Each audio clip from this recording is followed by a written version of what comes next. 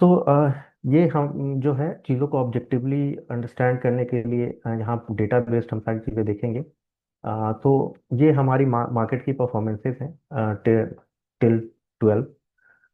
तो हम अपने पीक से हम इंडाइसेस का देखें तो तकरीबन वी आर मोर और less 10 to 18% kind of fall जो हमने अक्रॉस द मार्केट सेगमेंट देखा है। But stock wise portfolios wise हमारी जो कंपनीज हैं इंडिया के अंदर में वो मीडियन करेक्शन जो है 35% to 40% है। तो obviously most of the portfolios जो है वहाँ पे रिटर्न्स अगर हम देखेंगे तो पास्ट 1.5 years के म्यूटेड है। ठीक है, इवन वहाँ पे निगेटिव है। तो सवाल ये है कि हम प्रोबेबिलिस्टिकली किस तरफ ज़्यादा प्लेस्ड हैं। इंडिया के मार्केट में जो ये पीरियड ऑफ करेक्शन है लास्ट जो था 15-17 के टाइम पे that is maximum to 24 month. We are already in 18 month. Last हम पीछे की साइकिल्स का देखेंगे जो रिसेंट साइकिल का, तो उसमें हम 18 मंथ के करीब हमने एंड किया था। तो ये हम इस तरफ ज़्यादा प्लेस्ड हैं कि हमारी मार्केट के अंदर में एक स्ट्रांग रिकवरी आएगी, बिकॉज स्टॉक्स के अंदर में भी काफ़ी शार्पर फॉल आई है, इंडाइसेस के अंदर में भी काफ़ी शार्पर फॉल आई है, और एक टाइम पीरियड जो टाइम कंसोलिडेशन होता है वो भी एक लंबा पीरियड निकल चुका है।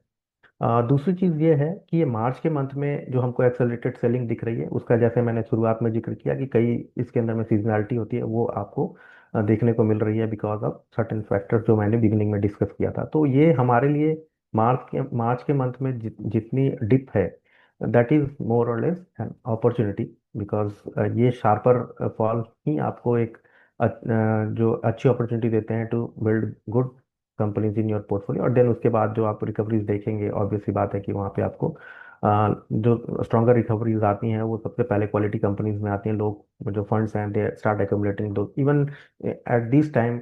हम डोमेस्टिक बाइंग देख रहे हैं जो डीआई की डेली बेसिस पे बाइंग हो रही है, नॉट जस्ट टू कि हमारे फ्लोज उस तरीके से आ रहे हैं, they they all were sitting on cash. ठीक है, सभी कैश पे मतलब एक सिग्निफिकेंट पोर्शन ओवरऑल इंडस्ट्री का एक कैश पे ठीक ठाक अमाउंट जो था वो थे। They started deploying the fund. Past में वो डिप्लॉय नहीं कर रहे थे, अभी वो डिप्लॉयमेंट उनकी स्टार्ट हो गई है। तो ये भी एक गुड सिग्नल्स है। ठीक है। ये जो चीज़ें हमने लास्ट 3 इयर्स के अंदर में देखी हैं, जब ये काफ़ी टर्मोइल हमारी मार्केट ने देखा, जैसे रशिया यूक्रेन की वॉर स्टार्ट हुई 22 में, देन इसराइल हमास का वॉर हुआ 25 के अंदर में, ट्रम्प का हमने अप्रैल के मंथ में टैरिफ रेसिप्रोकल टैरिफ वाली एक रिजीम देखी जो स्टार्ट हुआ था आपका अप्रैल के अंदर में। देन उसके बाद हमने इंडिया पाकिस्तान वॉर देखा। उसके बाद जापान के अंदर में जो येन कैरी ट्रेड होता है, यूजुअली क्या होता था जापान के अंदर में इन्फ्लेशन नहीं होती थी, तो इन्फ्लेशन नहीं होने की वजह से वहाँ इंटरेस्ट रेट जीरो के करीब था। तो वहाँ पे बहुत सारे फंड्स जापान से बोरो करते थे और दूसरी इकोनॉमीज में लगाते थे। वहाँ पे इन्फ्लेशन बिल्ड होना शुरू हुआ, थोड़ी सी इंटरेस्ट रेट टाइटनिंग हुई, तो कुछ येन अनवाइंडिंग हुई जिसको हम ये पॉलिसी शिफ्ट के नाम से जानते हैं।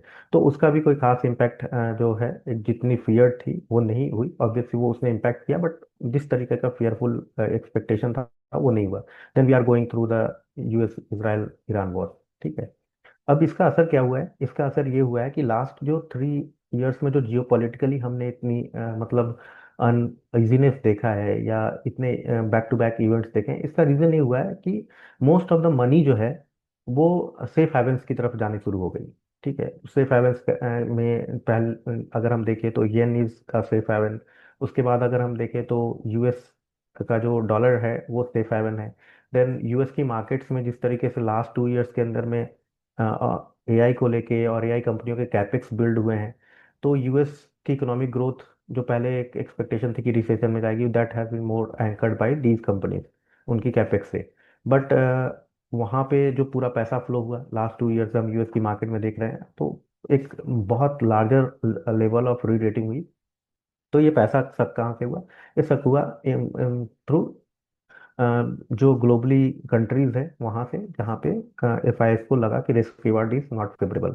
तो इंडिया के केस में क्या था, हम वैल्यूएशन वाइज बहुत जो थे वो एग्रेसिव हम थे वहाँ पे इन टर्म्स ऑफ की ग्रोथ के साथ कैसे सिंक था।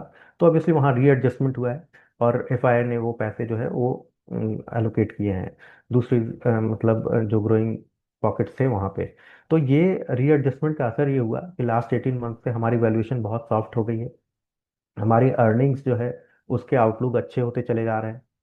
तो we are more better position कि हम एफ आई एस की फ्लोज को अट्रैक्ट करेंगे। और इनफैक्ट एफ आई एस ने अपनी फ्लोज जो है वो पॉजिटिव टर्न हो गया था फरवरी के मंथ में। जो लास्ट डे की वन डे की सेलिंग थी तो वो निगेटिव हुआ। ट्रेड डील के बाद एफआईआई का सेंटीमेंट हमारी तरफ काफ़ी इंप्रूव हुआ। हमने बहुत सारे जो है एफटीएस किए, उसको लेके काफ़ी अच्छे हुए। तो लास्ट 5 ईयर से वो दे हैव बीन सेलर। तो ऑब्वियस सी बात है कि उनकी जो होल्डिंग है इंडिया में वो पिछले 15 साल के लो पे है। तो इंडिया जैसी हाई ग्रोइंग इकोनॉमी के अंदर में एक्सपोजर ना हो ऐसा हो नहीं सकता है, एक्सपोजर बढ़ाए ऐसा हो नहीं सकता है। तो लास्ट टाइम से जो अंडर वेट है वो ओवर वेट की तरफ जाएगा। वैल्यूएशन जो उनका एक कंसर्न था वो मोर और लेस स्टेबलाइज हो चुका है। तो वो फ्लोज भी हमको देखने को मिलेंगे। बहुत सारी हमने जो डेवलपमेंट्स की हैं वो हमारे अर्निंग्स को एक्सेलरेट करने में हेल्प करेगी। तो वो फ्लो भी अर्निंग्स के को देखते हुए हमारी कंट्रीज में वापस आएंगी। ये क्रूड ऑयल की प्राइस का स्पाइक है जो हमने अभी देखा है due to Russia Ukraine war, due to US Iran war. तो ऑब्वियस सी बात है सिंगल डे का स्पाइक था। हम जो पीछे हमने देखा लास्ट वीक के अंदर में वो $120 के अराउंड, $190 के अराउंड चला गया था एंड कूल डाउन हो गया। ये सेम सिमिलर चीज़ें हैपन हुई थी यूक्रेन रशिया यूक्रेन के वॉर के टाइम भी, बट वो उसके बाद कूल ऑफ हो गया था। मार्केट मूव ऑन कर गई उन चीज़ों को लेके। इंडिया के लिए क्यों इतना इम्पोर्टेंट है क्रूड ऑयल, वो हम सभी को पता है कि ये import mostly the our oil consumption. तो 85% हमारा इंपोर्ट रहता है। दैट्स वाई वी आर मतलब मोर डिपेंडेंट ऑन इंपोर्ट्स की। वहाँ पे हम crude crude oil different different countries से प्रोक्योर करें। तो जब हम डिफरेंट कंट्रीज से प्रोक्योर करते हैं तो हमारा क्रूड ऑयल जो है वो ईरान वॉर से हमारी जो इम्पैक्ट है वो ये है कि स्ट्रेट ऑफ हॉर्मुज जो मतलब 1970 के बाद क्लोज हुआ है। मतलब ये भी एक तरीके की 50 ईयर्स कह सकते हैं कि ऐसा इवेंट हुआ है। यूजुअली लास्ट 5 डिकेट्स में हमने ऐसा नहीं देखा। तो this is also a historic moment कि वहाँ पे उन्होंने स्ट्रेट ऑफ हॉर्मुज को क्लोज किया है। और उसकी वजह से हमारी ऑयल इंपोर्ट जो है वो थोड़ी डिस्टर्ब हुई 50% काइंड ऑफ। बट अभी रिसेंट जो डेवलपमेंट है लास्ट 2 डेज के उसमें स्ट्रेट ऑफ हॉर्मुज के थ्रू इंडियन वेसल्स जो हैं ईरान की तरफ से मोर और लेस एक एग्रीमेंट काइंड ऑफ हुआ, बातें हुई हैं डिप्लोमेटिक चैनल्स के थ्रू। एंड देन अपने प्राइम मिनिस्टर ने नरेंद्र मोदी जी ने भी उनसे बातें करी। Then we are they are more और लेस कि हमारी जो है हॉर्मुज के थ्रू क्रूड ऑयल की सप्लाई फिर से नॉर्मलाइज होगी। तो ये वाला इम्पैक्ट भी जो है हमको हमारे क्रूड ऑयल की प्राइसेस को बहुत ज़्यादा जो प्रोक्योरमेंट प्राइसेस है तो बहुत ज़्यादा डेंट नहीं करेंगी। और हमारा जो करंट अकाउंट डेफिसिट है दैट विल बी कंट्रोल्ड। ठीक है। ये हमारी क्रूड ऑयल की ये डिपेंडेंसी है। लास्ट जब हमारी जीडीपी का साइज छोटा हुआ करता था तो क्रूड ऑयल की जो इंपोर्ट थी उसके as a percentage of intensity हम कह सकते हैं उसको, तो वो हमारी इकोनॉमिक साइज के हिसाब से काफ़ी ज़्यादा थी। बट लास्ट मतलब 15 ईयर्स 20 ईयर्स के अंदर में हमने क्रूड क्रूड की इंटेंसिटी को भी कम किया। इंटेंसिटी मतलब हम ऑल्टरनेटिव सोर्सेज पे भी गए, रिन्यूएबल एनर्जी के अंदर में हमने काफ़ी कुछ वर्क किया। हमने कैपेसिटी बिल्ड की। इंडिया जो है वो 250 गीगावाट्स की हमने लास्ट मतलब FY 14 से अगर हम देखें तो तकरीबन मोर 3x हमने कैपेसिटी ऐड कर ली है यहाँ पे। 250 गीगावाट्स का आया है, तब तब वो 75 गीगावाट का हुआ करता था। तो हमारी डिपेंडेंसी भी क्रूड ऑयल के ऊपर कम हुई है। हम अल्टरनेटिव सोर्सेज भी काफ़ी ट्राई कर रहे हैं। और हमारी इकोनॉमिक साइज जैसे जैसे बढ़ रही है वैसे वैसे ये इंटेंसिटी कम हो रही है। तो हमारी जो इंटेंसिटी कम होने का मतलब क्या होता है कि हमारी करंट अकाउंट डेफिसिट पे वो हिट कम होता है। दूसरी चीज़ क्या है कि हम हमारा सर्विसेज का कंपोनेंट जो है ऑब्वियस सी बात है कि अ, वो जो है वो वनरेबिलिटी कम हुई है। आईटी हमारा one of the biggest service export था। उसके अंदर में वो ऑब्वियस सी बात है उतनी ऑयल की वहाँ पे बहुत ज़्यादा रिक्वायरमेंट नहीं होती। देन फार्मा हमारी एक one of the service exports थी, वहाँ पे थोड़ी एनर्जी इंटेंसिटी होती है। आईटी में भी एनर्जी इंटेंसिटी है तो but that is not of a kind जो मैन्युफैक्चरिंग के अंदर में उस तरीके से होती है। बट हम दूसरे कंपोनेंट्स भी एक्सपोर्ट कर रहे हैं तो इलेक्ट्रॉनिक गुड्स एंड ऑल। तो हमारी सर्विसेज एक्सपोर्ट का जो वो है वो वनरेबिलिटी को हमने कम किया है। ये जैसा मैंने जो इनिशियल में डिस्कस किया था कि ये वॉर किस तरीके से प्ले आउट हो रहा है एंड देन कि हमारी क्या एक्सपेक्टेशन है इसको लेके। तो जैसे मैंने बोला कि कंसिस्टेंट जो है वो इंडिकेशंस आ रहे हैं through both parties of rank ये चीज़ें करने की, क्योंकि ये किसी के फेवर में नहीं है। जो नाटो कंट्रीज हैं उनकी तरफ से भी काफ़ी ज़्यादा डिप्लोमेटिक चैनल ओपन है, and then they are talking कि ये कॉन्फ्लिक्ट को कैसे एंड किया जाए, बिकॉज यूरोप इज मतलब एक जोन जो सबसे ज़्यादा डिसएडवांटेज पे है in terms of energy cost, जो एस्केलेट हो रहे हैं। उसके बाद जैसे मैंने बोला कि नवंबर में उनका इलेक्शन है, तो they do not want to go with such high inflation और एनर्जी प्राइसेस। जो उनकी मागा क्राउड ने उनको वोट किया था, वो सारी चीज़ें उनको डेंट करेगी। और अगर हम ये सारी चीज़ें कर रहे हैं अपने मिड टर्म इलेक्शन को विन करने के लिए, तो देर इज़ नो पॉइंट कि हम इसको कैरी करें अगर हमको ये लग रहा है कि मिड टर्म इलेक्शन लूज करने वाले हैं। इसके बाद अगर हम देखें तो रशिया जो 31 मार्च को है बिटवीन यूएस एंड चाइना के जो चैट होने वाले हैं on trade issues and all, वो भी कहीं ना कहीं इस चीज़ पे बहुत एग्जर्ट करेगा कि ये कॉन्फ्लिक्ट जो है बहुत ज़्यादा ज़्यादा लंबा स्ट्रेच ना हो, रैप अप हो, जल्दी हो जाए। अब ये जैसे मैंने शुरू में बोला था कि हम इसको एज एन अपॉर्चुनिटी देखते हैं या रिस्क लेते हैं, इट ऑल डिपेंड्स हमारे कि हम वो डेटा ड्रिवन चीज़ें देख रहे हैं, ठीक है, या नैरेटिव्स के थ्रू जा रहे हैं, या न्यूज़ फ्लोज नॉइजेस के थ्रू जा रहे हैं, या और साथ में हमारी टाइम फ्रेम की पर्सपेक्टिव क्या है, उस चीज़ों पे बहुत डिपेंड करती है। तो पास्ट हमने ये जो आप देख सकते हैं कि पास्ट इन्वेजन्स जो हुए थे, India being a most domestic consumption oriented economy is one of the countries that is at better मतलब पोजिशनिंग। तो पास्ट वॉर में हमने जब भी वॉर रैप अप होते हुए देखा है, ठीक है, उसके बाद का जो 12 मंथ्स का रिटर्न है, 6 मंथ्स का जो रिटर्न है, वो आप इस मतलब चार्ट से देख सकते हैं कि किस तरीके से हमारी मार्केट्स ने परफॉर्म किया पोस्ट वॉर, जब भी वो चीज़ें रैप हुई हैं। देन ऑब्वियस सी बात है कि हम जो मैंने बोला कि अपनी डोमेस्टिक मैक्रो काफ़ी स्ट्रांग है, और चीज़ें आगे फैक्टर आउट होती हुई दिख रही है। इवन इस क्राइसिस की वजह से कई नई अपॉर्चुनिटीज इंडिया के लिए इमर्ज हुई है, ठीक है। जो सप्लाई चेन का जो कंसंट्रेशन था इन सर्टेन कंट्रीज, वो धीरे धीरे जो है वो डाइवर्सिफाई हो रहा है, उसकी बेनिफिट इंडिया को आने वाले टाइम के अंदर में बहुत मिलेगी। और दूसरी चीज़, जो इस ईरान वॉर में जो गल्फ कंट्रीज ने जिस तरीके से अपने इंफ्रास्ट्रक्चर को हिट होता हुआ देखा है एंड ऑल, तो वो अपनी डिफेंस के स्पेंडिंग को भी काफ़ी बढ़ाएंगे। तकरीबन 22% ऑफ जो ग्लोबल डिफेंस इंपोर्ट्स है, वो गल्फ कंट्रीज के थ्रू की जाती है। तो ये इसका बेनिफिट इंडिया को मिलेगा, बिकॉज हमारी जो एक्सपोर्ट है डिफेंस के अंदर में वो काफ़ी बढ़ रही है। और ऑब्वियस सी बात है कि ये वाली जो नई अपॉर्चुनिटी हो रही है, इसको हम ग्रैब करने की कोशिश करेंगे। जो मैंने आपसे डिस्कस किया कि हमारी पॉलिटिकल स्टेबिलिटी, पॉलिसीज कंटिन्यूटी, जो जिस तरीके से हम स्ट्रांग पोजीशन में है, हमको एक बेटर जो है फुटिंग पे रखता है compare to other emerging market. तो जो एलोकेशंस है, जो वैल्यूएशन के कंसर्न की वजह से थोड़ी मूव की थी, अब हम वैल्यूएशन भी हमारा सॉफ्टेन हो गया है, तो वो फंड्स हमको इंडिया के अंदर में आते हुए दिखेंगे आने वाले टाइम के अंदर में। जो कई एफटीएज हमने साइन की हैं, यूरोपियन यूनियन के साथ साइन किए, यूके के साथ साइन किए, न्यूजीलैंड के साथ साइन किए, गल्फ कंट्रीज के साथ साइन किए, तो ये इसका बेनिफिट हमको एक्सपोर्ट कंपोनेंट को बढ़ाने में मिलेगा। तो 80 लाख करोड़ का हमारा एक्सपोर्ट जो है, वो हम आने वाले 30 तक देखते हैं, 2030 तक इनसे अ, हमको बूस्ट मिलेगा। तो हमारे ऑब्वियस सी बात है कि हमारे फॉरेक्स रिजर्व, ऑब्वियसली हम अभी बहुत कंफर्टेबल पोजीशन में है और काफ़ी हाई पोजीशन में, उसको भी बूस्ट मिलेगा। एंड देन हमारी जो वॉलेटिलिटी है, जब भी एफआईएस बाहर से सेल करते हैं, करेंसी को वापस ले जाते हैं, तो हमारी जो करेंसी पे इम्पैक्ट आता है, उस वॉलेटिलिटीज को भी हम कर्व कर पाएंगे, ठीक है।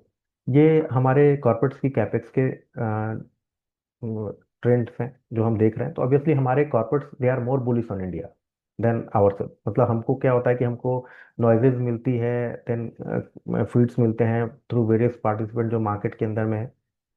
तो जो डेटा हमको देखना चाहिए, वो ये देखना चाहिए कि क्या हमारे कॉर्पोरेट्स इंडिया के ऊपर बुलिश हैं, क्या वो कैपेक्स कर रहे हैं। तो ये जो ट्रेंड है कैपेक्स का, वो काफ़ी बढ़ता चला जा रहा है।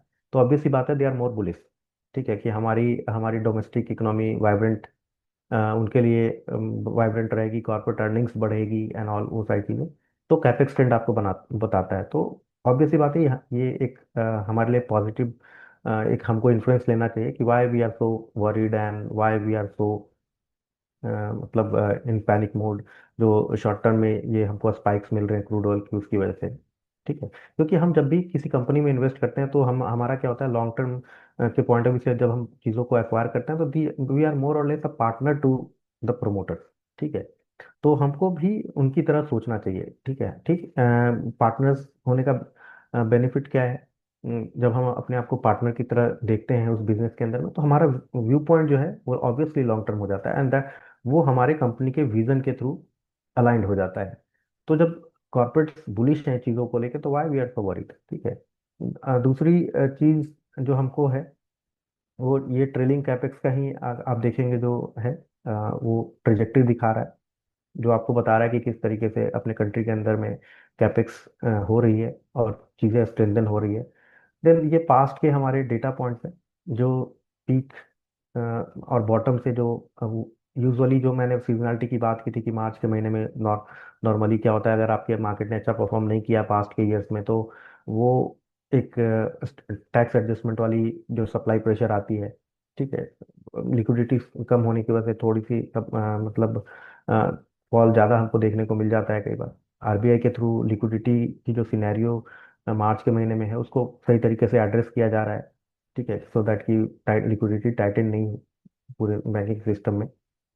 तो ये पास्ट के ड्रॉडाउन है जो जनवरी मार्च में देखा गया। अब मोस्ट ऑफ द टाइम जो जो एक्सेलरेटेड जो हमको मिली है पास्ट के अंदर में सेलिंग, वो मार्च के महीने के अराउंड मिली है। ठीक है, और उसके बाद क्या हुआ है? उसके बाद हम ये थर्ड ये कॉलम में देख सकते हैं कि नेक्स्ट 12 मंथ्स के रिटर्न कितने स्ट्रांग आए हैं। तो ऑब्वियस सी बात है कि जब इस तरीके से पैनिक सेलिंग होगी तो रिबाउंड भी उसी तरीके से होगा, पैनिक बाइंग भी होगी।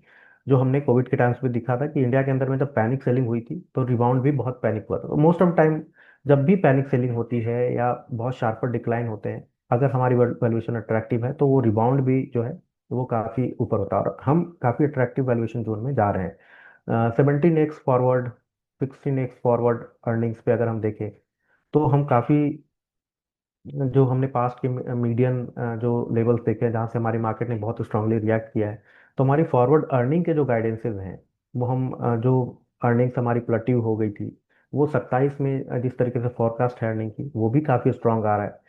तो फॉरवर्ड बेसिस पे हम बिल्कुल मीडियन के करीब पहुंचने वाले हैं। ठीक है, तो हम वैल्यूएशन वाइज भी अट्रैक्टिव हैं, तो हम इसकी पॉसिबिलिटी एंड प्रोबेबिलिटी काफ़ी हाई है कि बॉटम आउट होने के बाद जो रिबाउंड है वो बहुत शार्पर होगा।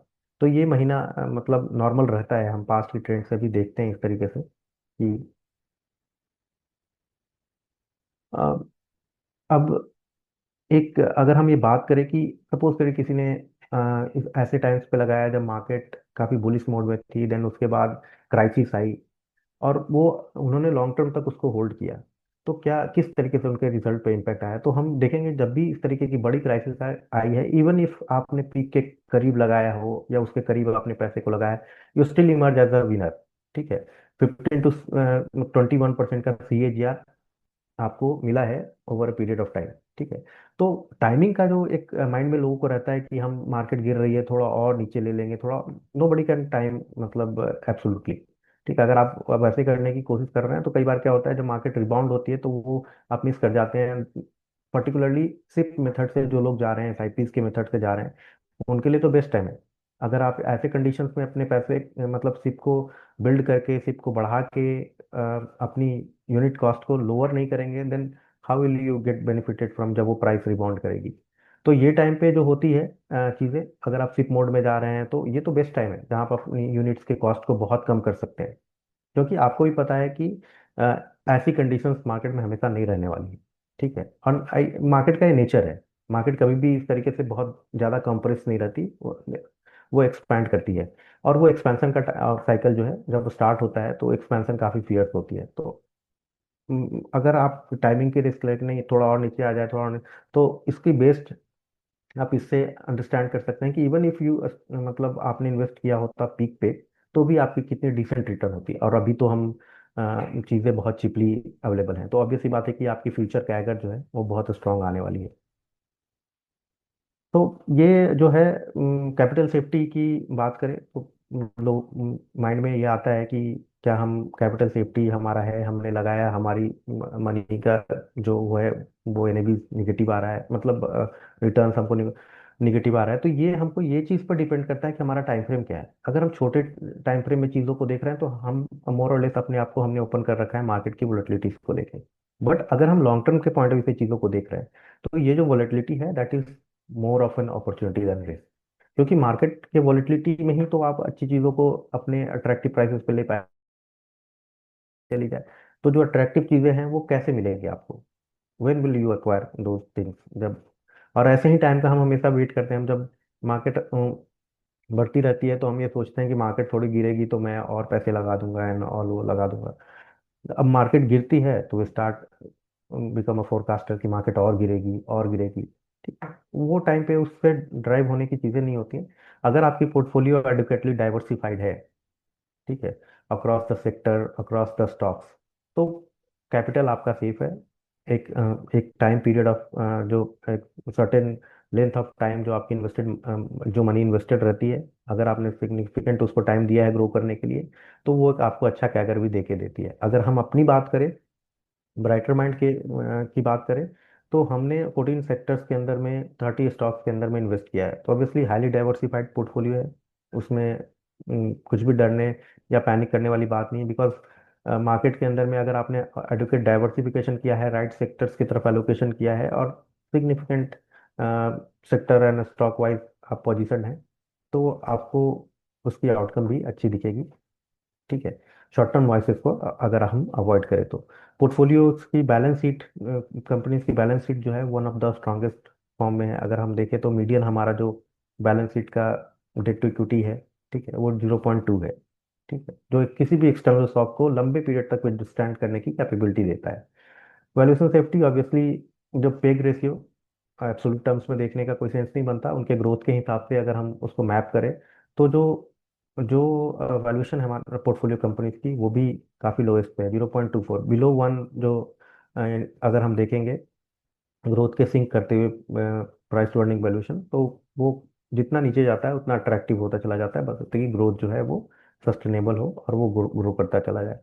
और दूसरी चीज़ ये है कि आपकी पोर्टफोलियो किस तरीके से अलाइंड है। हमारे केस में हमने जियोपॉलिटिकली जो चीज़ें हो रही हैं और जो लॉन्ग टर्म ट्रेंड है, जो स्ट्रक्चरल ट्रेंड बिल्ड होते चले जा रहे हैं due to certain events, continuity of events, जैसे 22 में जो सप्लाई चेन का शॉक लगा था, तो कई जो यूरोपियन वेंडर्स हैं they start looking for India as a China plus one.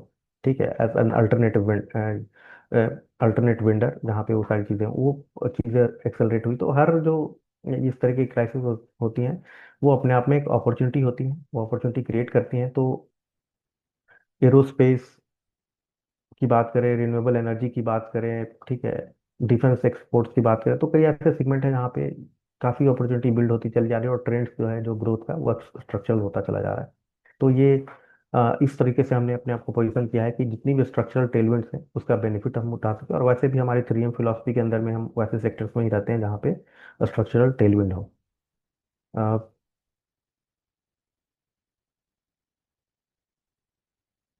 सो हम ये चीज़ें हमको ध्यान में रखने की होती है कि हेडलाइंस के थ्रू गवर्न नहीं होना होता, हमको अपनी अर्निंग्स देखनी होती है। और अब जो इस तरीके की शॉर्ट टर्म वॉलेटिलिटीज में हमको अपॉर्चुनिटी मिलती है, वो we should look at this as opportunity more than risk.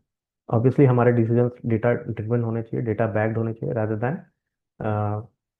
कि हम इमोशनली या साइकोलॉजिकली। क्योंकि क्या होता है ना, ह्यूमंस की जो इंस्टिंक्ट है वो फाइट एंड फ्लाइट वाली है, वो सर्वाइवल के पॉइंट ऑफ व्यू से चीज़ों को जब भी कोई चीज़ आता है तो माइंड उस तरीके से रिएक्ट करता है कि वी शुड फ्लाइट। ठीक है, हमको वो, बट कई बार हम ये चीज़ें उसमें गलत डिसीजंस ले लेते हैं। तो डिसीजंस जो है वो बहुत मेजर्ड होना चाहिए, एंड ऑब्वियसली वो हमको लॉन्ग टर्म में हमारी पोर्टफोलियोज के लिए काफ़ी बेहतर भी होता है।